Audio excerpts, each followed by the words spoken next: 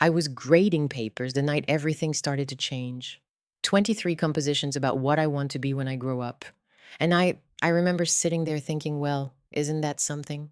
All these children with their big futures spread out like maps. And here I was, 31 years old, still not sure I'd answered that question for myself. February in Virginia City, Nevada.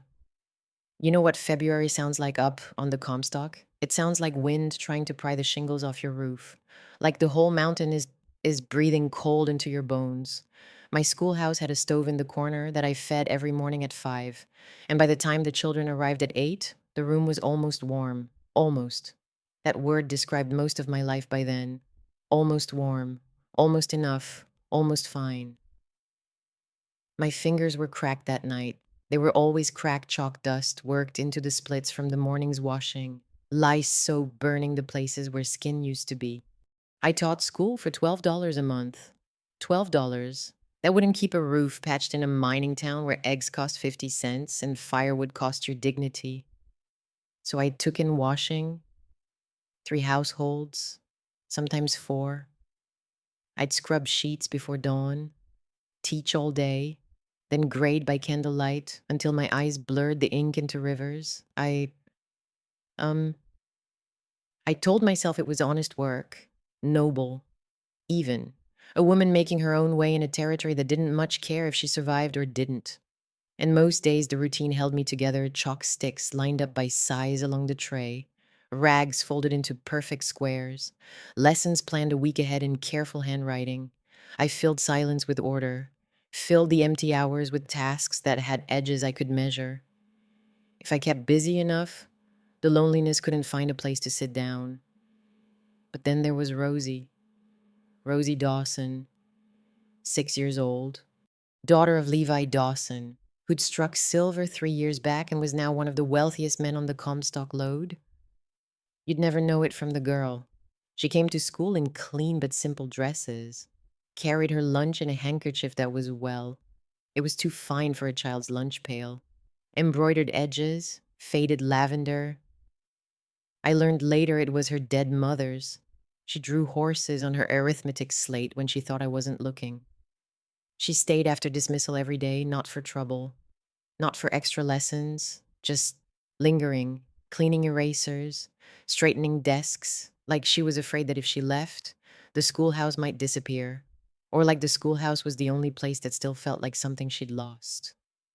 One afternoon, this was weeks before everything, she was helping me wash the chalkboard, reached up on her toes with a rag too big for her hands, and she said, real quiet, almost to herself, "You smell like my mama used to."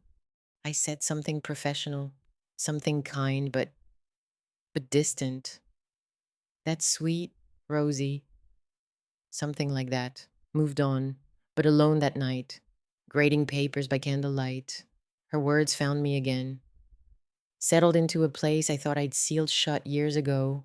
A place where wanting things, really wanting them, used to live before I learned that wanting was just a fancier word for hurting. I blew out the candle, walked home past the lit windows, of family's yellow light, laughter, the clatter of supper dishes. I told myself I chose this life, the independence, the solitude. I was I was almost convinced. The Valentine arrived on a Tuesday. School had let out an hour before. I was alone, always alone after 3 o'clock, working through a stack of reading exercises and listening to the wind push against the windows like it wanted in. Then I heard boots on the front step, heavy boots, too heavy for a child. Levi Dawson filled my doorframe the way mountains fill a horizon. Big man, quiet in the way that large, careful men sometimes are like. They learned early that the world notices them whether they want it to or not. So they move soft to compensate. Hat in his hands, not on his head, in his hands, turning it slow by the brim. "Miss Ellison," he said. "Got a minute?" Of course. "Mr. Dawson." I set down my pen, professional, composed. The school teacher voice, I had perfected it. "Is Rosie all right?" "She's fine. He looked down at his hat, then reached into his coat and pulled out a piece of brown paper. Folded once. She made this, asked me to deliver it personal. He crossed the room in 3 steps and handed it to me. I unfolded it and God, I still remember. A lopsided house drawn in crayon, 3 stick figures standing in front of a tall man, a little girl, and a woman with yellow hair.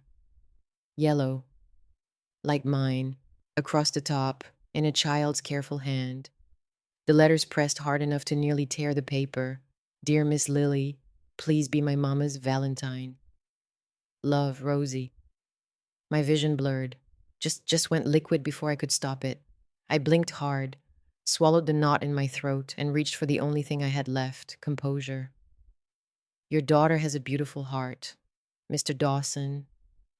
He was quiet a moment, standing there in my schoolhouse with his hat in his hands and his daughter's wish between us, like a living thing.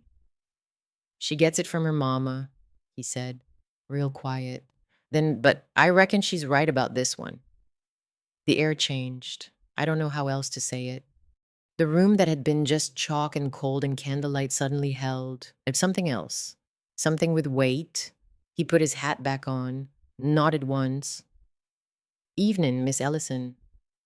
And he left, boot steps down the stairs, then hoof beats fading toward the Dawson property up on the hill.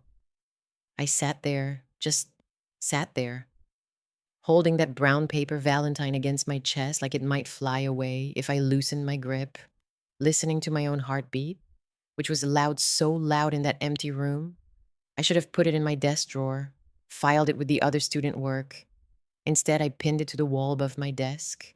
My fingers left a smudge of chalk on the brown paper. I didn't wipe it away. He came back 4 days later. Not with flowers, not with romance, with a business proposition. Rosie's reading his behinds, he said. Standing in my classroom again, hat in hands again. Like this was becoming a habit neither of us had agreed to. I'd like to hire you for private tutoring. 3 afternoons a week, after school lets out. I'll pay you $8 a session. $8 a session. That was more than I made in a month of washing. My pride in listen, my pride was the last wall standing flared hot. Mr. Dawson, I don't need charity. It ain't charity, ma'am. His voice was steady, not arguing, just certain.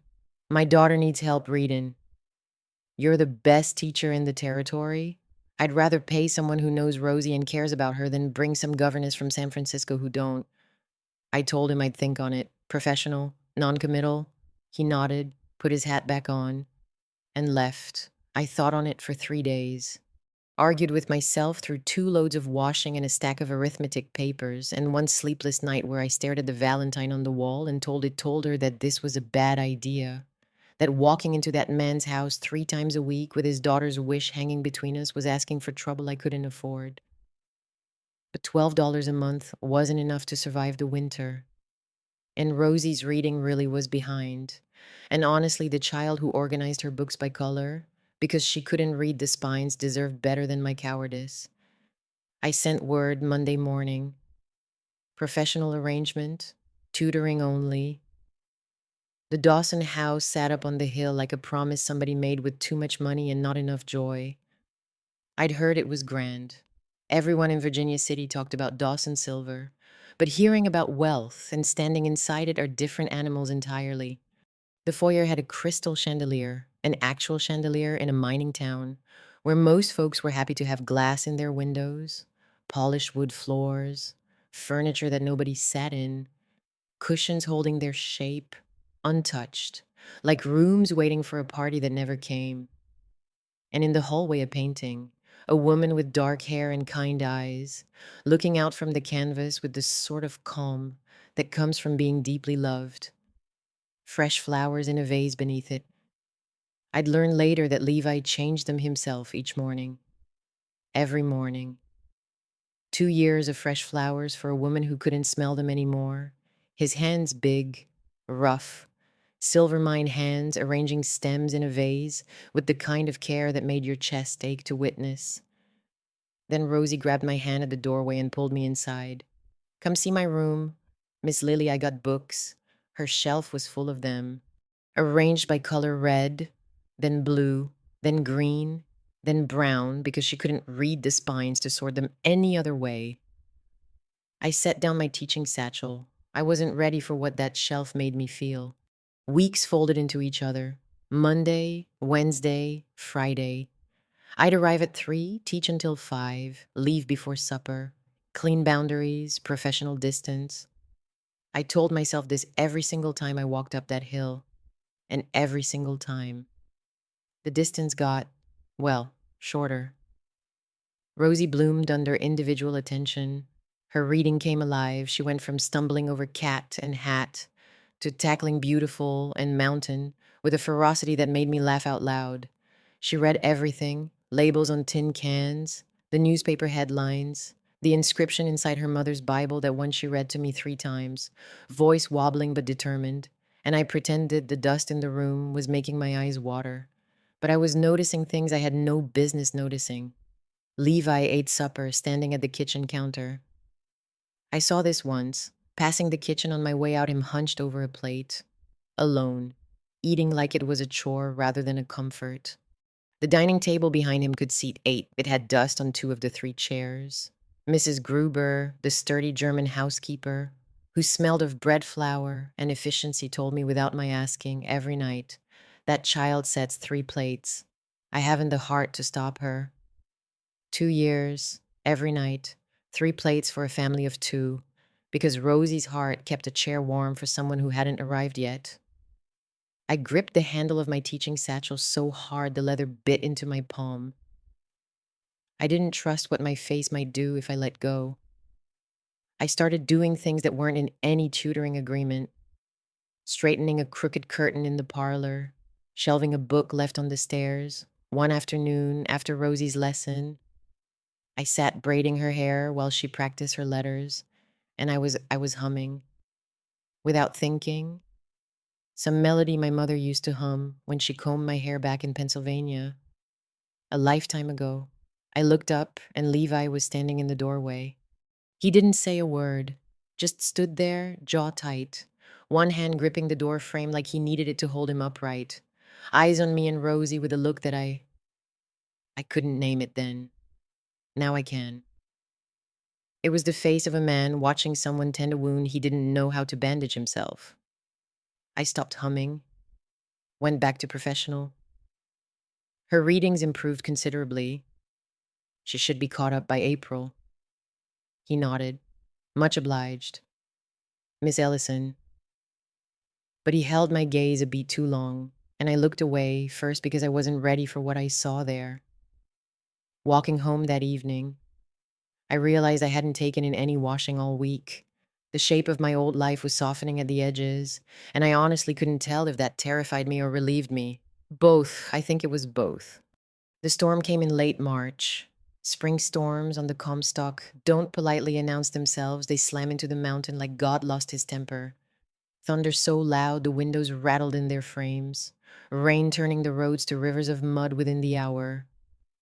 I was mid-lesson when it hit. Rosie jumped at the first crack of thunder, and I pulled her close without thinking, just instinct. The way you shelter something small and frightened.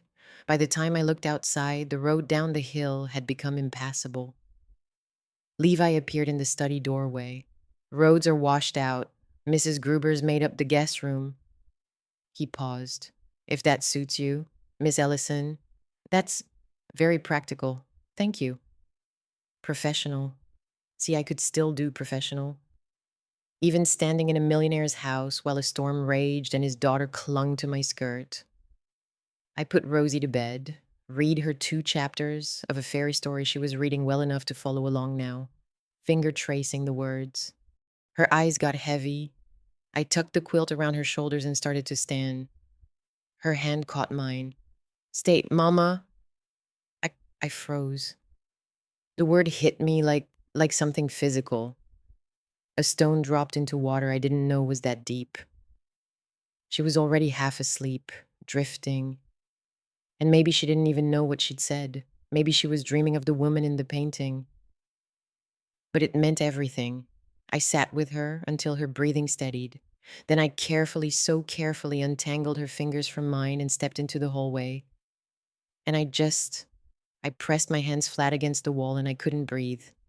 My shoulders shook. I bit down on the inside of my cheek to keep silent because sound would make it real. Levi found me there. He didn't ask what happened. I think he knew. I'm sorry. I wiped my face. Tried to. I don't. And then it came. Not a decision to speak, just words breaking loose from a place I'd kept locked so long I'd forgotten what was stored there. I wanted children. Wanted them so badly it was like a hunger that food couldn't touch. But life and circumstance and years of washing other people's clothes in other people's towns had stolen that possibility one season at a time. I didn't come west for adventure. I told him. I came because there was nothing left to stay for.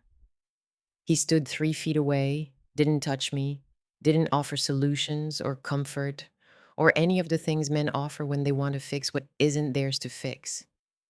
He said, "She's not wrong about you, Lily. Neither am I." First time he used my name. Not Miss Ellison.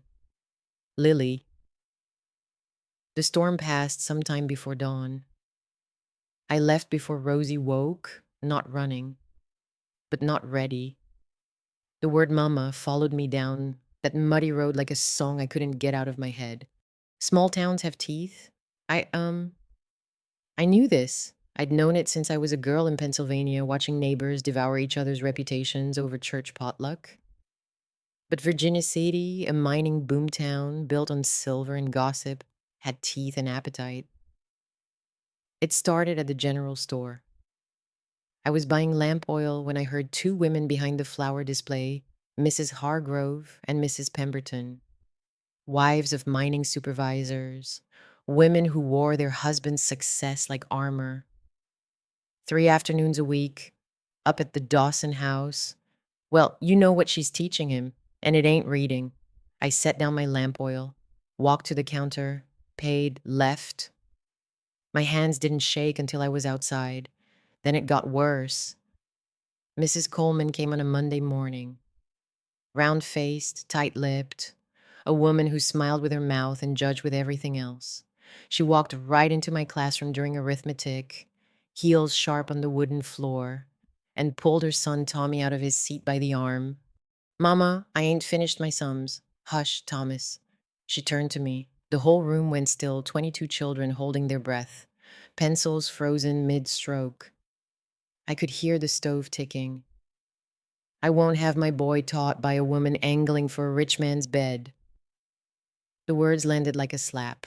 Not loud, she didn't need volume.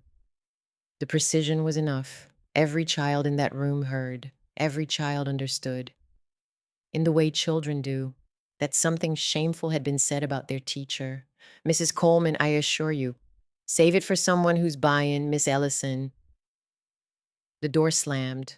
I stood at the front of my classroom with 22 faces staring at me and my hands trembling behind my back where they couldn't see. I taught the rest of the day with my spine so straight it ached. Then the school board chairman visited. Mr. Henley, a polite man, which honestly made it worse. Polite devastation cuts cleaner than the honest kind. He suggested, real gentle, that my arrangement with the Dawson family raised questions about my judgment. Perhaps I might choose between teaching and tutoring. I sent a note to Levi that evening. Professional, brief. The tutoring must end. Best for Rosie, best for everyone.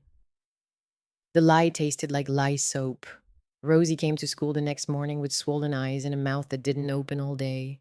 She didn't stay after class, didn't draw horses on her slate. She just sat in her seat, small and hurt and 6 years old, and that brown paper Valentine watched me from the wall like an accusation I couldn't answer. I threw myself back into the old life like a woman punishing herself for the crime of wanting. Which, well, is exactly what I was doing. 4 households of washing now, sometimes 5. My hands cracked so deep they bled into the rinse water, turning the soap suds pink. I graded papers until 2 in the morning, then rose at 4:30 to start the washtubs boiling. I was proving something. To Virginia City, to the school board, to the woman in the mirror who'd had the audacity to let a child call her mama and feel something besides professional concern. The Valentine was still pinned above my desk. I argued with it nightly. It was a child's wish. I told it, wringing out a bedsheet with the hands that screamed. Children wish for ponies and fairy castles and parents who live forever. Wishes aren't contracts. But at night in the dark, when the washing was done and the papers were graded and there was nothing left between me and the silence, the emptiness of my boarding room pressed in like walls closing. I'd had a taste of something. Evening light through big windows, a child's voice reading aloud, a man who said my name like it mattered. I told myself I could survive without those things. I'd survived 31 years already. My mother's voice came back to me one night, clear as if she were standing in the room. A woman who asks for nothing gets exactly that. Lily. I looked at my reflection in the wash basin. Cracked hands, tired eyes, hair falling loose from its pins. A woman aging faster than her years. Not from hard work, but from the effort of pretending hard work was enough. And I asked myself the question I'd been circling for weeks. The real one. The one underneath all the noise about reputation and propriety and the school board. Was I pulling away because the town disapproved or because Rosie offered me something real? And real things can be lost.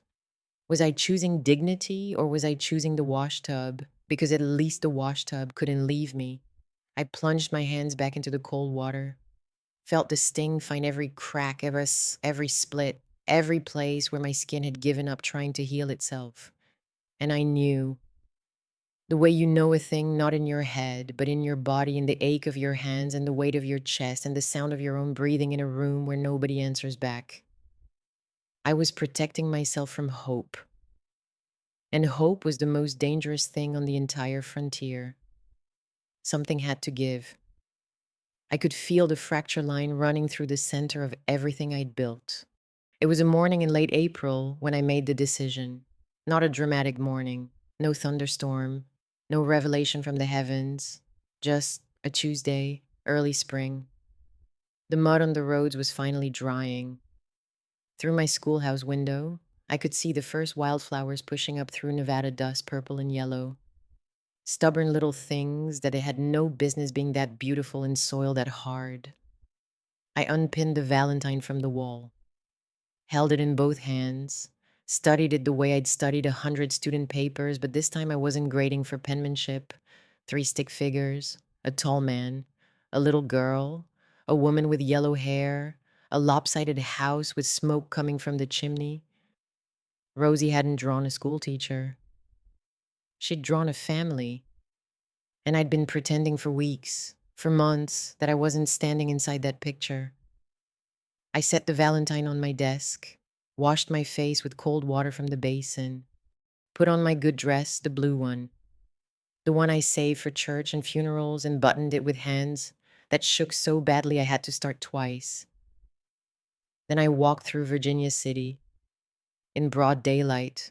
My heart was pounding so hard I could feel it in my throat, in my wrists, in the soles of my feet against the hard-packed road, past the general store where Mrs. Hargrove paused mid-sweep to stare, past the church with its whitewashed steeple, past Mrs. Coleman's house with its starched curtains, and I saw the curtain move, saw the shadow behind it, and I kept walking. My legs felt heavy, like wading through deep water, but I kept walking. Let them see, let them all see.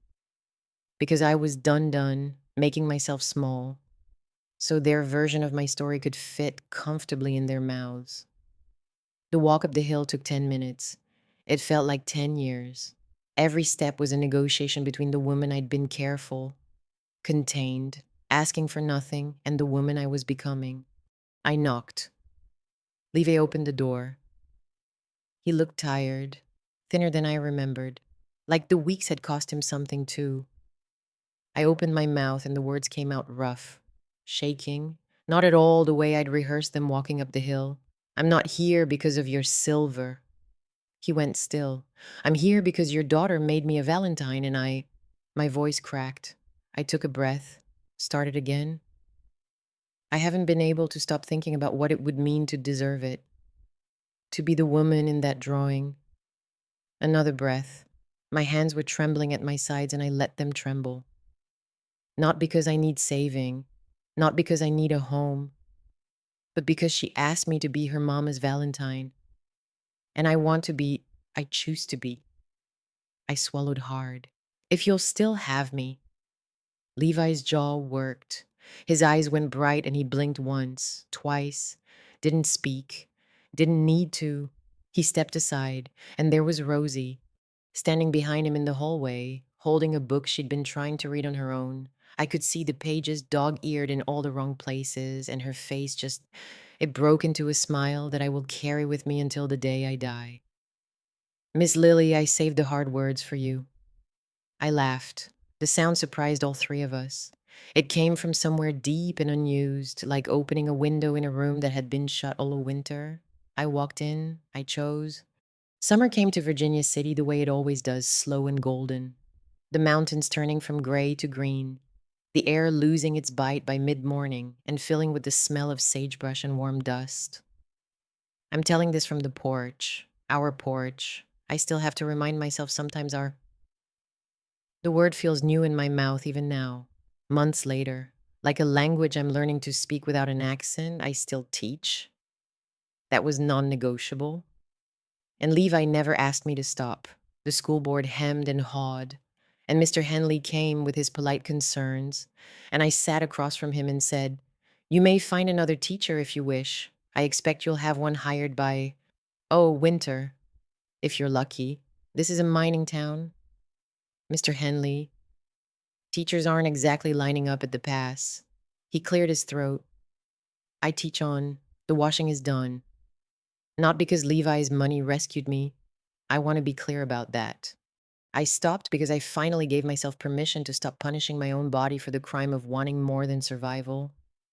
There's a difference between being saved and being freed. I turned the key myself. Mornings are my favorite now. Rosie at the breakfast table, reading aloud from whatever book she's conquered that week.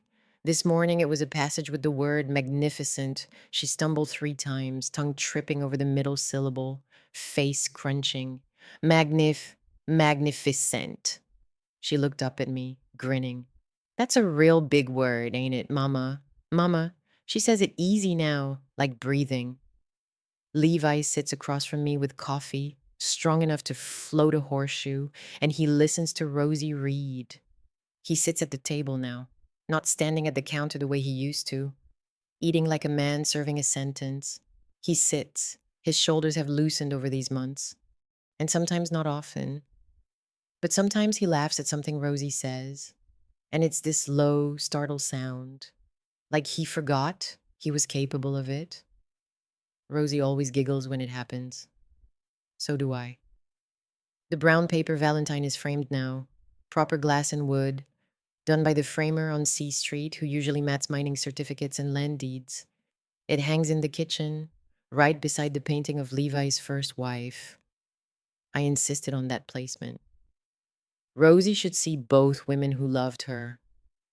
I told him. His jaw worked and his eyes went bright and he nodded without trusting his voice. I change the flowers beneath that painting every Tuesday. Fresh wildflowers, when the season allows. Dried sage and lavender when it doesn't. She was Rosie's mother first. She loved this man first. There's room enough in a family for love that came before and love that came after. Mercy, there's room for all of it. If you look close at the Valentine under the glass, you can still see it a chalk smudge on the brown paper. Right near the lopsided house, my fingerprint from the night I first pinned it to the wall. The framer offered to clean it. I said no, leave it. That smudge is the mark of the woman I was the night I first dared to want something I couldn't earn with work alone. Rosie runs in from the garden just now, fists full of wildflowers, purple and yellow, the stubborn kind that grow in hard soil. She divides them with the seriousness of a judge splitting evidence, 1 bunch for me, 1 bunch for the painting. "Mama gets flowers too," she says. She means both of us. I set mine in a jar on the windowsill where the light catches the petals and throws tiny shadows across the breakfast table. 3 place settings, all of them full. Sometimes the wisest person in the room really is the shortest one in it.